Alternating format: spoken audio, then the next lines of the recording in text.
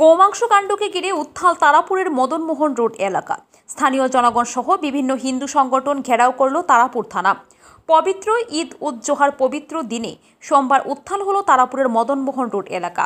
একজনের ঘরে গোমাংস উদ্ধারের ঘটনাকে কেন্দ্র করে এলাকায় তীব্র চাঞ্চল্যের সৃষ্টি হয়েছে।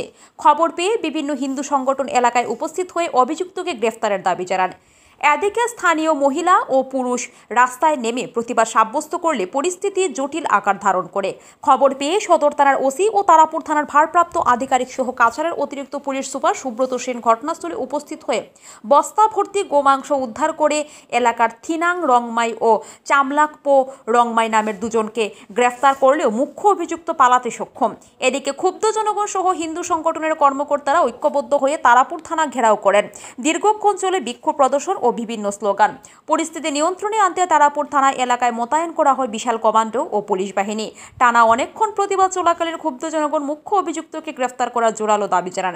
খবর পেয়ে তারাপুর থানায় উপস্থিত হন শিলচরের বিধায়ক দীপায়ন চক্রবর্তী। তিনি পুলিশের সঙ্গে আলাপ আলোচনার মাধ্যমে অভিযুক্তকে যে কোনো অবস্থায় গ্রেফতার করার দাবি জানান। ঘটনার তীব্র নিন্দা ও ধিক্কার জানিয়ে বিধায়ক এলাকার শান্তি শৃঙ্খলা রক্ষার্থে জনগণকে শান্তি সহযোগিতা করার আহ্বান জানিয়েছেন। এদিকে হিন্দু সংগঠনের কর্মকর্তারা তীব্র ক্ষোভ প্রকাশ করে জানান, গোমাংস কাণ্ডের ঘটনাকে কখনো মেনে নেবে না তারা।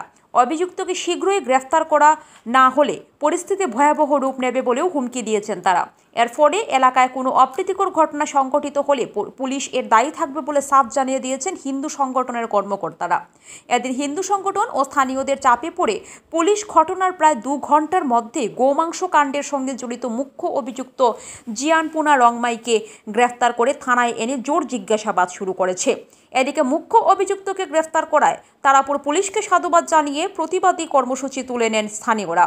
বর্তমানে তারাপুর এলাকার পরিস্থিতি পুরোপুরি নিয়ন্ত্রণে আসায় এলাকার শান্তি ফিরে এসেছে। সময় আমার কাছে একটা ইনফরমেশন আইছে যে এখানের মধ্যে অবৈধভাবে আমরা গোমাতারে হত্যা করা হয়। তখন এটা হইল মদনমোহন লেন। তখন আমরা লগালগ ইনফরমেশন আমরা তারাপুর থানার ইনচার্জ স্যারে দিছি। ইনচার্জ স্যার আইসুন হওয়ার পরে তারা জিনিসটা বার করছেন। বার করার পরে যে আসামিটা আসলো, যে গোমাতারে এরকম হত্যা করছে, এই আসামিটা স্যারের সামনে আসলো। স্যারে তারপরে 2টা মানুষে তার বাবারে আর তারা উঠে আনছেন। স্যারে আইয়া কইরা যে ছেলেটা বাকি গেছে। আজকে এই লোকেল পাড়ার মানুষরা আমরা এখানে আইসুন স্যার তারার সামনে। আমরা তারপরে ডাকছুন, কইসুন যে মেইন আসামি তারে যদি আজকের ভিতরে যদি ধরা না হয় তে লোকাল যে এই এরিয়ার মানুষরা তারা বৃহত্তর থেকে বৃহত্তর আন্দোলন করব। আর যেহেতু স্যারের সামনে আসামিটা আসলো, পরে আসামিটা বাঁকছে, যদি এই আসামি অ্যারেস্ট না হয়, এরপরে যদি কোনো ইনসিডেন্ট হয়, এটা সম্পূর্ণ দায় থাকবো আমরা ইনচার্জ স্যারের উপরে। এক্স্যাক্টলি ঘেরাও না, এখানে আমাদের বজরং দলের ভাই বন্ধুরা এখানে উপস্থিত হয়েছেন। ওনারা খবর পেয়েছেন যে তারাপুর আগে পিএল রোড বলা হতো, এখন এটা মদনমোহন রোড নামে আমরা জানি। এই মদনমোহন রোডে আমরা গরু স্লটারিংয়ের আমরা খবর পেয়েছি। এই খবর পেয়ে বজরং দলের ভাইরা এখানে এসে উপস্থিত হয়েছেন। ওনাদের ভাষ্য অনুযায়ী তারা হাতে নাতে এই বিষয়টাকে ধরেছেন। ধরার পর স্লটারিং যে হচ্ছে সেটা তারা দেখেনি, কিন্তু গরুর মাংস বা গরুর বিভিন্ন জিনিস এখানে একটা বস্তার ভেতরে ঢুকানো হচ্ছে, তারা সেটা দেখতে পেয়েছেন। সাথে সাথে পুলিশের সাথে কমপ্লেন করেছেন।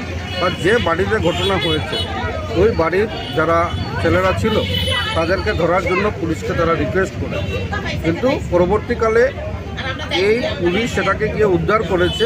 কিন্তু এই মুহূর্তে সেটা ঘেরাওয়ার ব্যাপার না, ওনাদের আর্জি নিয়ে এসছেন যে যারা এই কাজগুলো করেছে ইমিডিয়েটলি তাদের পানিশমেন্ট হতে চাই, তাদেরকে অ্যারেস্ট করা দরকার।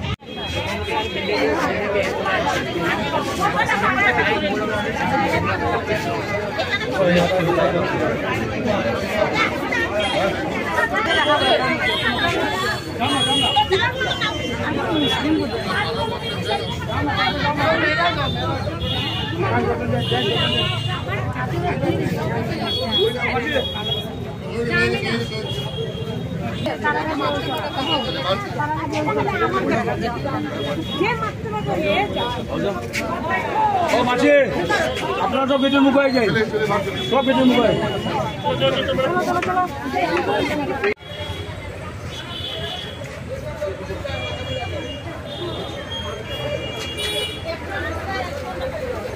জয় শ্রীরাম, জয় শ্রীরাম, জয় শ্রীরাম। আমার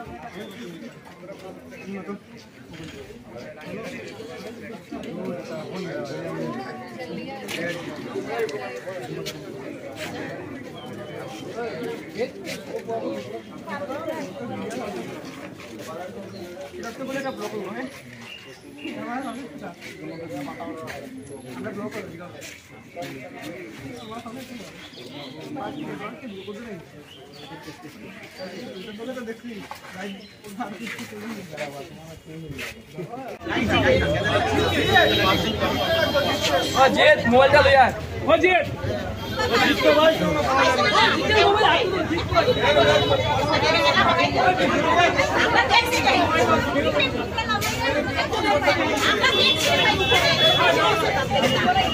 আমরা